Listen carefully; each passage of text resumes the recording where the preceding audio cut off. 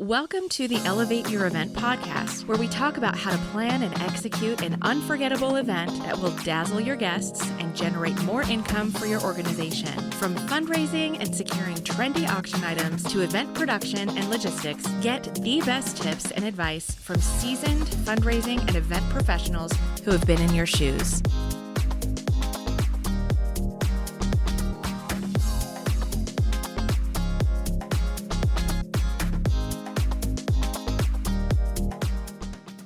Welcome back to the Elevate Your Event podcast, where we talk about all the different ways that you can make your next fundraising event better.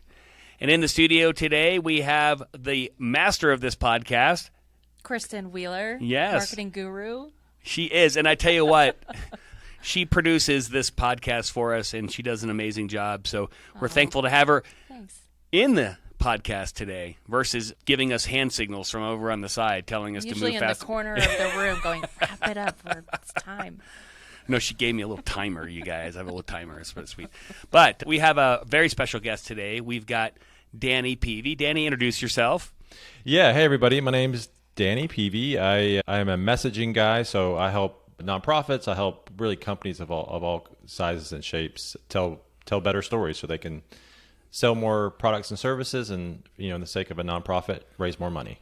Yeah, and Danny's been really instrumental in helping Handbid with our messaging, and we've had a lot of conversation. And just to kind of give you a little bit of background, I met Danny in I don't even call it. It wasn't a webinar. It was like an online class, because during the pandemic, I think this class was normally done in person, and this was Donald Miller's Story Brand Workshop. And so we attended, and I think there were three of us in our group that attended, but I think there's like 700 people that attended this thing online. But you got a little breakout group. And so Danny was our breakout moderator or leader. And so it was kind of fun. So what we did in this is Building a Story Brand. It's a great book. I would tell everybody, if you're looking at how to improve your messaging, you should definitely read it. We're going to talk a little bit about that today as it relates to your event. But we had read it, okay? And still, we looked at it and said, we still probably need a little bit of help. It might make sense for us to attend this workshop and see exactly how can you implement the story brand framework at Handbid. So we went through the exercise, and it was great. I mean, it really was. And then one of the very special things that happened to us at the webinar was Donald Miller picked 5 websites to critique at the end. And so the last one he picks, okay, is the Handbid website in front of 700 or 800 people. And he gives it a great review. Okay, so we're feeling really good about ourselves. We're like, yes, he loves our website. Our website's awesome. So we get back into our small group, okay, and there we have to schedule kind of a follow-up meeting with Danny to kind of talk about, did you guys finish all the things you needed to the workshop? So about a week later, we get on the phone with Danny. We're on a Zoom call, and he proceeds to tell us about how not great our website is. And I was like, wait a second, time out. Donald Miller liked it. And here's Danny going through saying, well, this I changed this, and I don't think this is right. And so we kind of sat there for a second, humbled in a certain sense, but also kind of looking at each other going, you know what, I actually think he's right. I think that we could make this better, and I think these things that he's bringing up do make sense. So we still have the video of Donald Miller reviewing the website, and we will forever treasure that. It was definitely fortunate for us to get involved with Danny, and then we did bring him on as a consultant, and we went through the experience. And the reason I bring all this up is because what the Story Brand Framework does is it starts to help you kind of organize your messaging as an organization in the form of a story. So I don't want to be the one explaining this. That's why we brought Danny on. But I want to kind of turn it over to you, Danny, and you can kind of give an overview of the framework, and then let's talk about how this can be used at your event. Yeah, so a framework I've learned over the years, it's like a quick and dirty shortcut for people to learn things, right? And so Story Brand was really great because, it is a way for nonprofits to, tell a story that will help you hopefully raise more money and engage more folks. And so, what Donald did as just a guy that, he's written movie scripts and things like that. What he found is that he distilled all great stories into a business framework, and you can go down the rabbit hole of storytelling like I have. I have like a book this thick on like different plot points in a movie, and that's kind of what my original interest was in all of this as from a foundational perspective. But it's helpful to have a storytelling framework because he distilled down, a lot of great stories that you'll see in a movie. Donald always says like, hey, the Star Wars, who created Star Wars? Was it George Lucas? George Lucas, thank you. Yeah.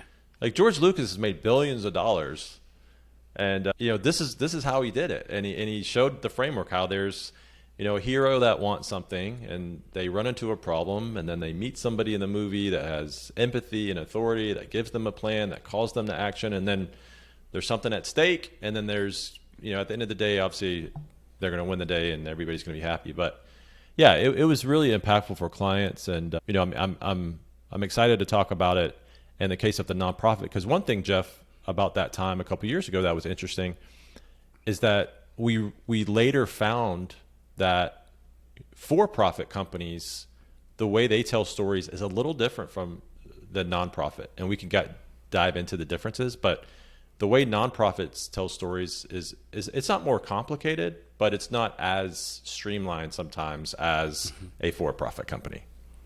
Right.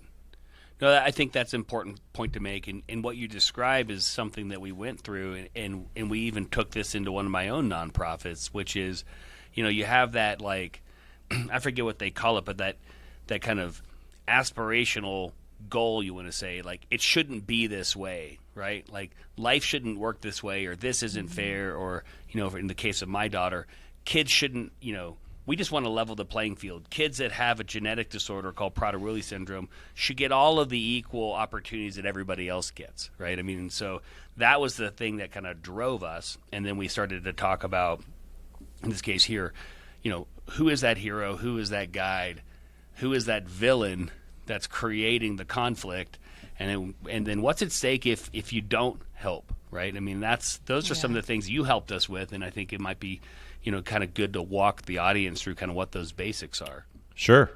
Yeah. So for the audience listening that you work at a nonprofit and maybe you're in donor development, maybe you're in marketing, there's really two stories that you can tell as an organization. So the first story is really the mission story, and the second story is the donor story. And so I can kind of break down a little bit of each of those, and then even talk about, as I'm doing that, we could probably even think of some actual charities that are good examples of each story. Mm. Before I do that, though, just really high level, and I think we just talked about this. Usually, so let me think of, everybody's seen the movie Rocky, right? Yeah. Or if you're my age, I 42, well, the new one's called Creed. Yeah. Right. So if you're younger than what do you guys think? If you're younger than 35, go watch Creed. 35. Yeah. We're on Creed 3 now or something. We're on Creed 3, which by the way was amazing. So let me just take Rocky. So there's 7 elements, really 8 elements to a story. So let me walk through each element and then use a real movie as an example so it kind of hits home, and then I'll go over the two nonprofit stories of how you can take this and apply it to a nonprofit. So Rocky, there's always a character in a movie, and a character wants one thing.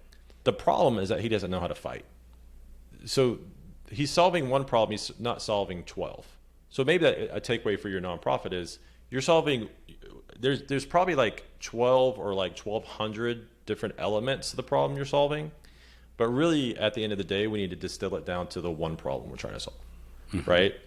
So then the second part of the story is that there's a problem. So Rocky, the problem that he had is that he didn't know how to fight.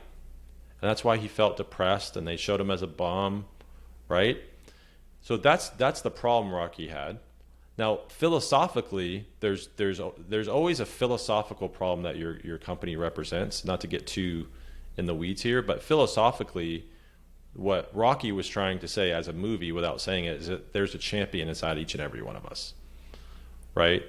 Mm-hmm. The third thing that Rocky or a great story needs is that you need a guide. So guides have two very simple things. One is empathy and one is authority. All guides do is say, you can do it, we believe in you. And the fourth step that you need is a plan, right? So, in Rocky, the plan was, step 1, go train. Step 2, go fight. Step 3, become a great boxer. Right? So your plan as a business doesn't need to be your operational plan that's 85 steps. It just needs to be a simple 90,000 foot view plan of how your customer can achieve success. And then the 5th element is that you need a strong call to action. And I always tell the story of like when I knew I wanted to marry my wife, I didn't get down on one knee and say, "Do you want to learn more?" Or "Do you want to contact us?" She would have dumped me. You could have said for a date, would you like to book a demo? You could take Danny out. Here's a link to my calendar. Here's a link to my calendar.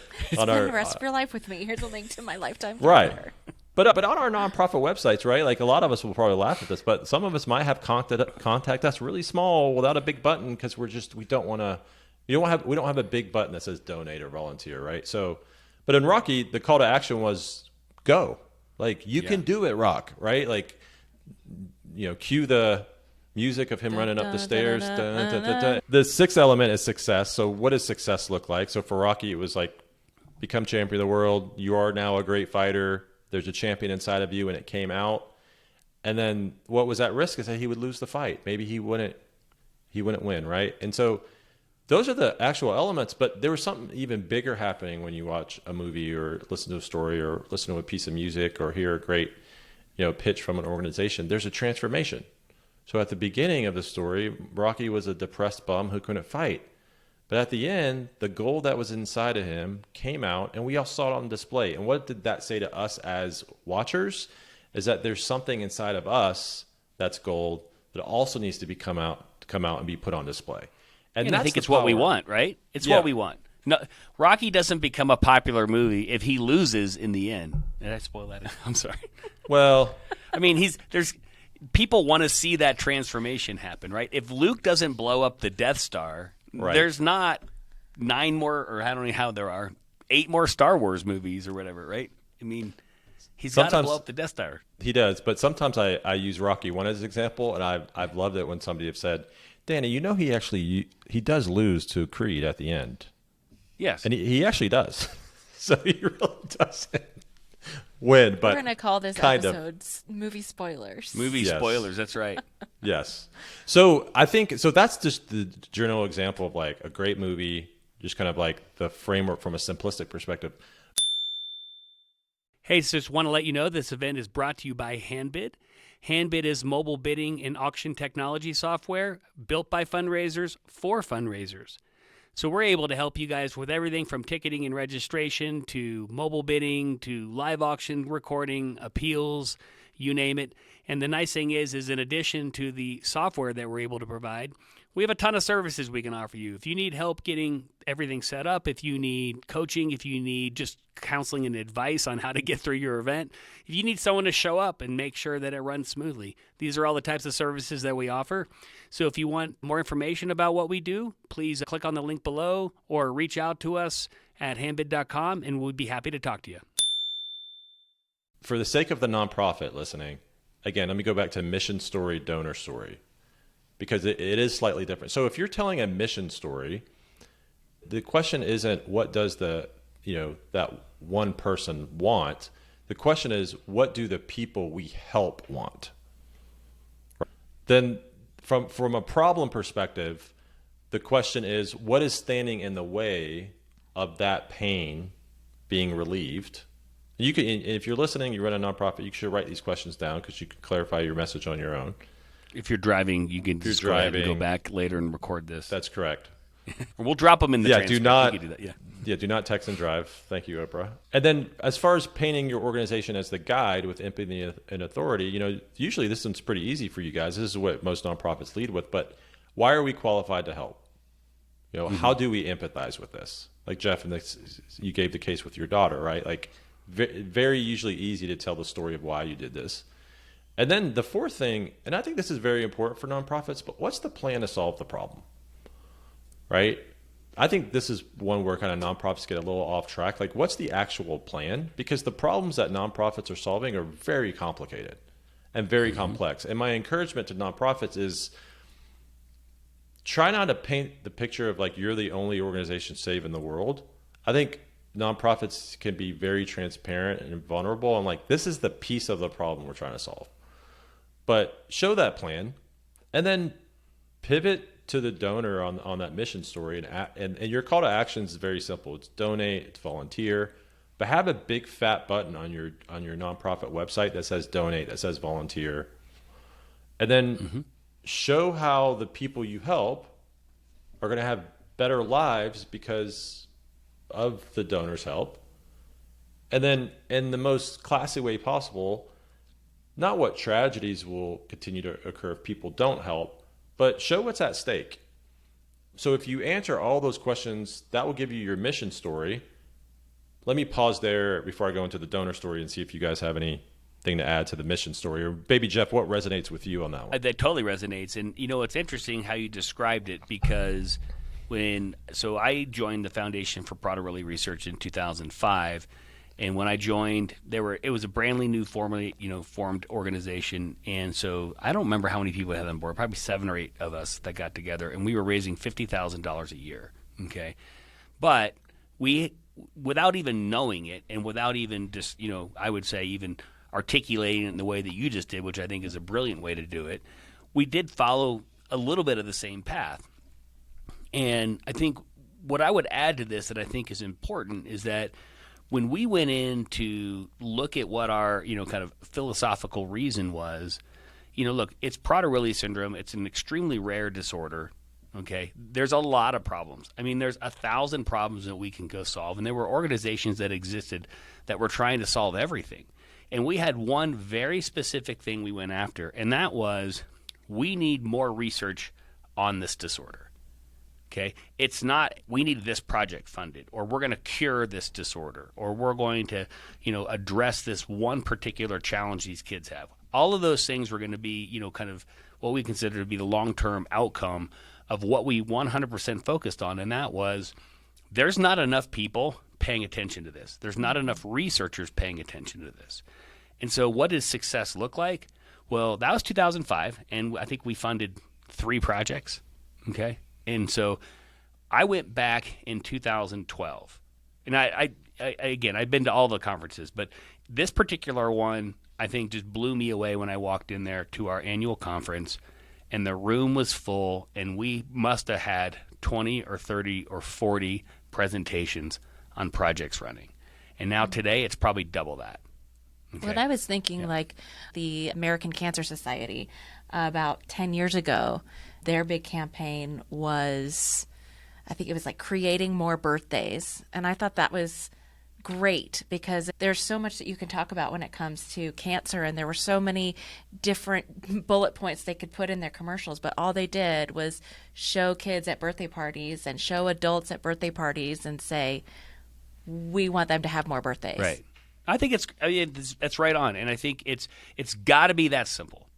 Okay, because when we're out there, and I know you're going to talk about the donor story next, but when we got up on stage, it wasn't Prader-Willi kids have insatiable appetites, and so we need to find a drug that is going to address that. Or Prader-Willi kids have massively high anxiety, and so we need to find some mental health treatments that are going to address that. All of those things are true, and there's 100 more of them, okay?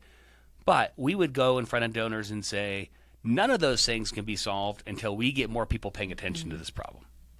And we just boiled it down to that.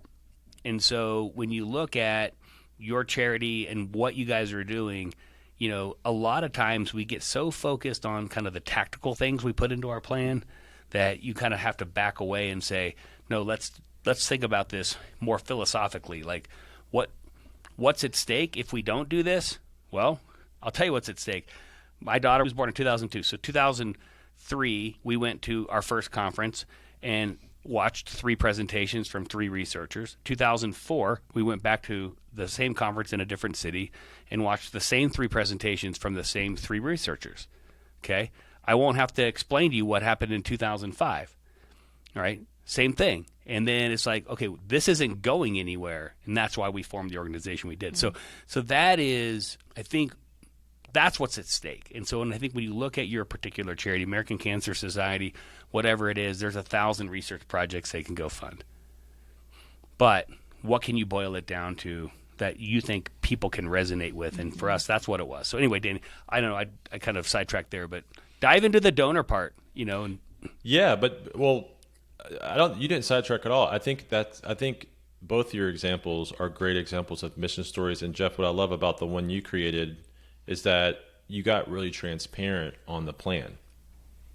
To your point about here's all the research, like you respected the donors, the audience, by being very specific on where things are.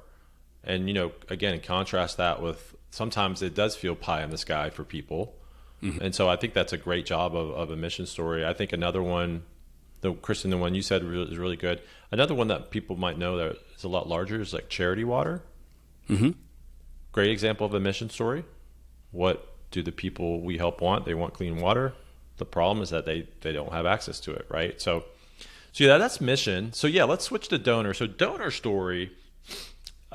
story is, what it sounds like it is. So you start off and you say, what do our donors want? Right? And so, from like step one of like the character, what the character want, instead of saying what help do the people we want and the mission, we say, what do our donors want? We're essentially making the donor the hero here. And then the question is, all right, for the problem, like what's standing in the way of the donor making the world a better place, right? That's the problem we want to provoke. The third step of like establishing a guide or somebody with empathy and authority is to say, it's a little similar, but how can we empathize with the donor, and why can the donor trust us to help them, right? And what they're trying to accomplish. And then very similar, step 4, like what's our plan to help solve that problem in the world? So it's a little different, but what's the plan to help that donor solve the problem that they care about in the world? The call to action is, again, have we asked them to donate? Have we asked them to volunteer? The thing with the donor story is that usually there's something called a transactional call to action or transitional call to action. Essentially what that is sort of like asking somebody to take a small step if they're not ready to commit to donating or volunteering. Sometimes it could be like a freebie. Commercial clients would call it a lead magnet. Like, here's a downloadable something to help you accomplish what you're looking for. We call that a silent auction. Yeah. At an event. Yeah, that's a great example. And then for the donor, instead of like with the mission where we're saying, how will the people we help have better lives? The donor success, so step 6 in the story of success is, have we described what the donor's world will feel like if they contribute or volunteer? And then the stakes are very, very similar as far as like the part of the story where you show them what's at stake. So a great example of a donor story, and it's actually a very small organization. This will actually show you the power of a donor story. It's actually something that personally happened to me. So I'm 42. So a couple years ago, I did start experiencing, what we all call the midlife crisis. And I was feeling like, I don't know if I'm making an impact in the world, right? I think we've all felt that way at some point. So I actually saw this organization here in Atlanta, and they rescue abandoned babies. So they, there's sometimes infants, like just horrible things, right? That would happen. And I saw this story, and that was like the donor story. That was me saying, I want to rescue babies. Like, who doesn't want to rescue a baby, right? And this particular organization, they're actually do a shout out. They're called the Hope Box. I mean, they can wear a T-shirt in like a grocery store, and you want to see donor story in action. Everybody's like, oh my God, oh my God, oh my God, right? Because the donor is making the world a better place. So it's a slight difference than mission story, but that's just kind of an example of what a donor story looks like and the questions you need to answer. And I think it makes sense. And I think what you're doing in that case is it might be a more tactical connection, right? And for us, it was at FPWR because, our goal was to advance research, and it was to get more people studying the syndrome, right? A donor comes in the door. They're probably connected to somebody they know, a loved one or a family friend who has this disorder, and they get tactical. This kid has this problem. Is there a project I can fund? Okay, so we would take it down a level and say, here are the projects we're running that you can go fund that address these problems. Again, bigger picture for us is we want more money because we want more researches into the problem, right? The more brains that's, connected to it, the better. Hey, Mr. Donor, we know that you're interested in this particular one, right? And I see that work in a lot of different ways. I think specifically at events, when you start talking about big picture, you still can drill down at an event into these are the specific programs we're operating. You absolutely can. Yeah, where you can plug in. Yeah, when I worked for the Muscular Dystrophy Association, we would do that. We would have pre-made plaques, and when people were raising money in real time, we would stop the program or ring a bell or call everyone's attention and get on the mic and say, so-and-so just raised enough money to send a kid to camp. And we would give them a plaque of it had a picture of a kid that got to go to that summer camp and what they love about going to camp. And so that tangible connection that people had was, it not only was great donor stewardship, but then it inspired more people. Well, I want to send a kid to camp, or I want to fund a wheelchair for an adult with ALS or something like that they can make that kind of connection. Exactly. So I think it's, looking at it from both sides. To your point earlier, you're right, because when we went through StoryBrand as a business, it doesn't get this complicated necessarily, right? But it does here, but I still think it works, with the charity model, to say as an organization, you've got some sort of philosophical goal you're trying to reach. You're trying to change the world in some way. There's a transformation that happens as you go through this, but there's also a lot at stake if you don't get the support you need. And I think it's fair to say that. What happens if, at FPWR, if we didn't get the funds in order to invite more people or more researchers into the project? We don't do more research. We don't have more brains, connected to it. We're not solving the problem down the road, right? What happens at American Cancer Society if, you don't fund them, right? Well, more people are going to die of cancer. I mean, it's one of those things. I think it's fair to say that. Mm-hmm. And but let's kind of get tactical with the event here for a second, because so Danny, and we've talked about this, and we just did a recent podcast on what we call the run a show, right? So, what does that look like? Events are one of those things that it is, as one of our previous guests said, it's the opportunity to connect and begin a relationship with a donor. Okay, so you have now the opportunity. They're in the room.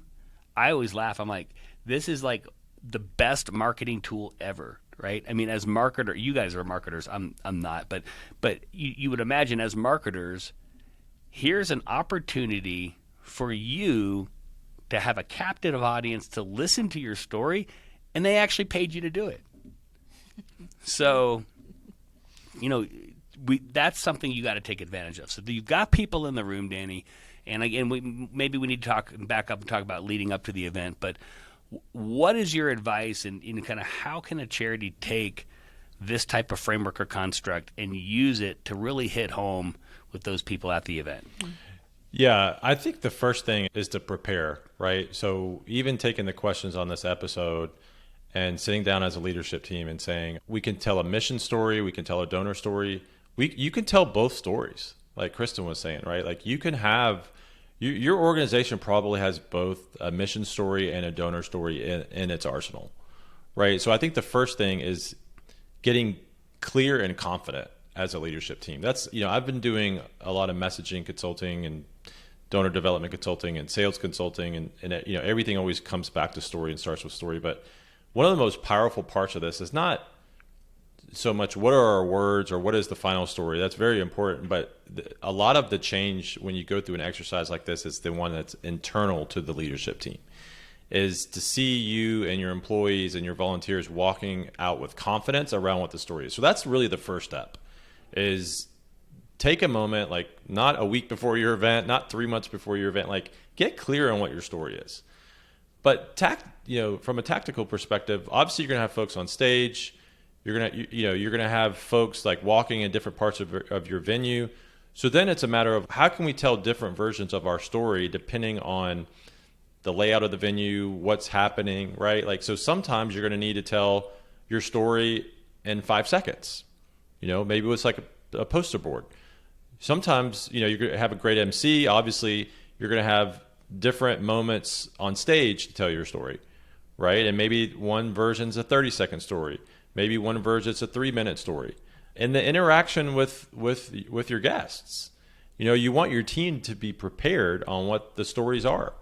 Every conversation, that you have, in my opinion, even in life, is a bit of a story one. There is a problem. Our brains are scanning the environment, looking for ways to thrive in our life. And so every piece of language or every word that comes out of your mouth is your brain's way of saying, is this going to help me overcome my issue and give me what I want? Which goes back to, are we going back and talking about the mission story and the help that the people want, or are we talking about what our donors want? And knowing that every interaction that we have, they're all asking, why am I here? They're looking at you on stage.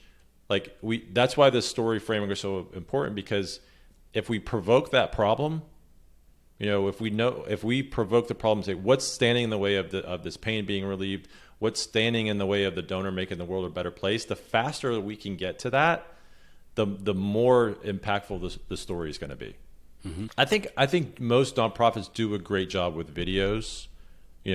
I think customer testimonials are one of the best things that you can do as a nonprofit.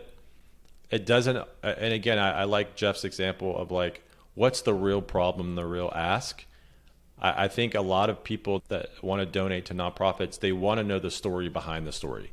So I do encourage nonprofits to dig a little deeper into the story and to be just forthcoming as possible about where they sit on the issues, as far as like, this is the part of the problem that we really want to solve.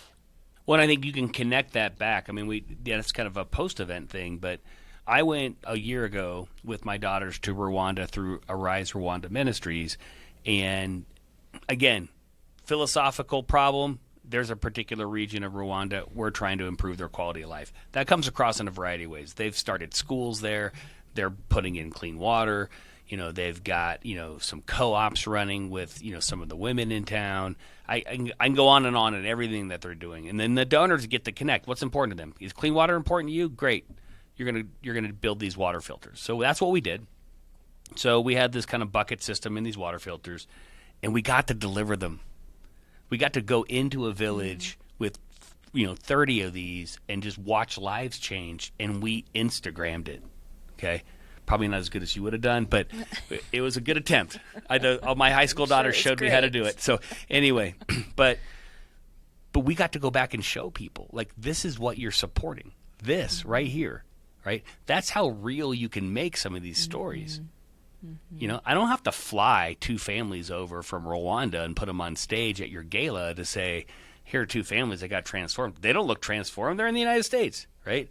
It looks transformative when you go there and you're in their living room and they're crying and they're telling you their story, and then they're so grateful for what you've brought into their home that's going to increase or improve their quality of life. So I think that to me is something that, as you're thinking about, how do I tell these stories at my gala, I think, or golf tournament or whatever it is you're running. I'm not assuming you're running a gala, but think about, okay, this is what we do, and our job is to improve quality of life, whatever it is for this particular region.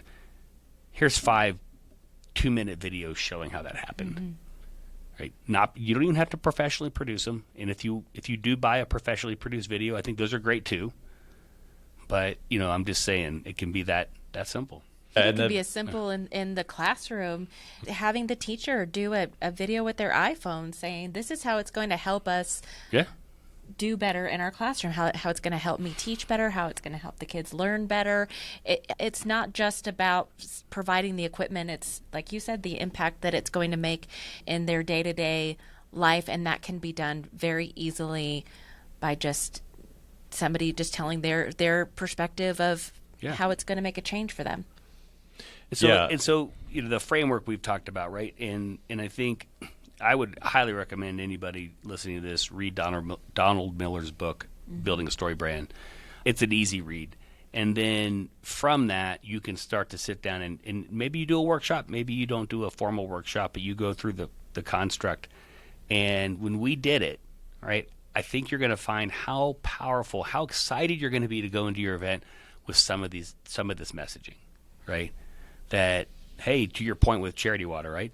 There's, X number of million people in the world that don't have clean water. And I've been to events that have not Charity Water's events, but I've been to events where they put out dirty water on some of the tables, and they're like, this is, the guests obviously aren't going to drink it, but they're like, you want to get the clean water, you got to go over there, right? I mean, just to remind people that there are people in this world drinking that stuff, right? Or just showing them a well, So anyway, that can be everything from, some of the things we did with you, like, when given a one-liner. So describe kind of what are some short paragraphs or statements that you feel people are going to need to iron out before they kind of get their event, that they can use at their event when they're talking to donors. So first thing is update your website. Simplify the heck out of your website. Put a big fat button on your website. That's the most dominant thing you want people to do. For most of you guys, that's going to be donate. Really any marketing material, right? Flyers. Make sure we're leading with provoking the problem, showing the solution, showing the benefit, showing the transformation. So your flyers, your material. I mean, the other thing to think about is like, there's really two types of messaging, right? Like there's marketing messaging, which is one to many, and then there's your donor messaging, which is usually one to one. And so know that there's some differences there. You might need a pitch deck that's more of for your donor development team, right? You might need your donor team or your development team to have a one-liner or like a 15-second statement that they make when they're making a cold call. You're going to need emails, right, for on the marketing side and on the development side. So really anything in your company that has words, you need to take this story and implement. I love what Kristen's point about just the cell phone. There's a study with marketing that I've seen where the best performing marketing is one that feels real. And so don't get caught up in things feeling, super polished, especially if you have a cause that, is like a little bit of like, get your hands dirty. Take the cell phone and turn it around and show something, show reality. People really, really respond to reality. I think even coaching people on what to say, how to introduce a company. Another piece of kind of messaging that I think is really impactful are your guiding principles. We've been talking a lot about external messaging, but if you want to like motivate your employees and your volunteers and get them rallied around the cause, they're already with you because they are, but your internal messaging is actually one hidden gem to all of this I think it's called Business Made Simple, but it's actually called Hero on a Mission. But you can, and now Jeff, I think you've been through this too, but you can walk through that, and that's then you're really motivating your team internally. That's a good point. Yep. To deliver the external message. Yeah. So Business Made Simple is the business version of that, and we did go through it as a team, and it does exactly what you described. It starts to align everybody internally around the same aspirations, the same problem, and the same way that you're going to tackle it. So on the external side, you're using StoryBrand to communicate that out to your audience, to your customers, to your donors, whatever. Internally, you got to communicate that internally, right, and get everybody on the same page about that. So we loved it. Hero on the Mission, I think, is his now personal version of that. That's I'm right. not sure. Yep. But and I have not read that one yet. I'm sure it's great. But I think you're bringing up a good point that this is kind of a two-sided coin, and you have to be internally aligned as well as externally, I would say organized about what you say. But yep. And it's good. And look, it's hard. Okay, I'm just going to tell you guys this, coming from somebody who read the book, and then we sat down internally and we started to kind of craft out what our story brand. I think. What do they make you do a one-liner or a mission statement? What's the thing you do in the workshop? Yeah, you come out with a sentence at some point, right? Yeah, they come out with they do a workshop and it's like a one-liner and then it's called a brand script. but it's sort of color by number. If you guys remember that, again, we're going back to like, are you at least 35 and older with color by number? But yeah, you essentially, all the little questions I asked earlier, like if you go through the workshop, you like fill in the blank. But that's why sometimes people go through that and they're great. But then the reality is that messaging is hard, like Jeff's saying, and you've got to dig really deep. Yep. So I would encourage you to find someone like Danny to help you if you're not, sure that you have the confidence to do it.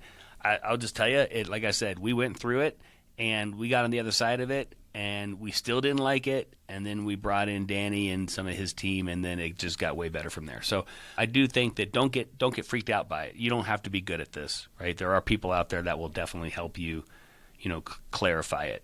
And so think about that. And then think about, they'll also help you say, okay, so we've got all this down, got my messaging down. If you need branding around that, I think that can play a role in that as well. And I think they have to align. You get all that together, I think when you roll into your next event, I think you're going to be blown away, with the type of messaging you can create that is going to impact people. And even if you're an established organization with an established mission and you've been doing this for years, I think that this is a great exercise to go through absolutely regularly to refresh and reinvigorate your mission and your values around your mission. Yeah, things change, right? Yeah. I mean, I'm on the board of the for the Fellowship of Christian Athletes, and same thing, right? Things have changed, times have changed. And, you have to always be going back and saying, is the message that we're bringing to the community and to our potential donors, does it resonate anymore? Right. Yeah, it's a great point, and I'll kind of end on this, obviously. But in the for-profit world, I always say like messaging is not a one-time event, right? And that's kind of like the nice thing about paying for a workshop is that you walk away feeling like I didn't pay a lot of money, but at least I got like my feet wet into messaging. But as Jeff knows, and folks that have been through this process, if you really do it right, it's very involved because you got to talk to customers. And then obviously in the case of nonprofits, you have to talk to donors, you have to talk to people, talk to the individuals that you're really trying to help, to not go with what you think they need, to really get clear and ask them what they think I need. And so what I'm describing as customer insight is just really talking to customers, talking to donors. And that's another thing in messaging is that the first phase or the first pass that you come up with, you'll put it out there, your development team will use it. You're gonna need tweaks. But the power in all of this is that how the system works. You know how the human brain works. You know that people need to see a problem before they respond. You know that they need to be presented with a plan. You know that they need to see what success looks like. You know you need to show social proof. So the big key with all of this is the clarity and confidence and just getting going and being in an organization that says we work on our messaging every quarter, but also just having kind of like Kristen said, just kind of just breathe deeply and know that you're already ahead if you're working on this, but just also know that you're going to need to make adjustments and you're going to need to make tweaks as you continue to go down the path. Yep. Great. Thanks, Danny. That was awesome. And so, yes, and I'm sure all of you are excited to get started on your messaging. So pull over or order the book on Amazon, and then you guys can get started. But let's go ahead and wrap this one up. This has been an awesome episode talking about messaging and how it can impact not just your nonprofit and fundraising in general, but also more specifically your fundraising event. So thank you guys. This will be the end of this episode of the Elevate Your Event podcast, and we'll be back soon enough with some more great advice for you. Have a good day.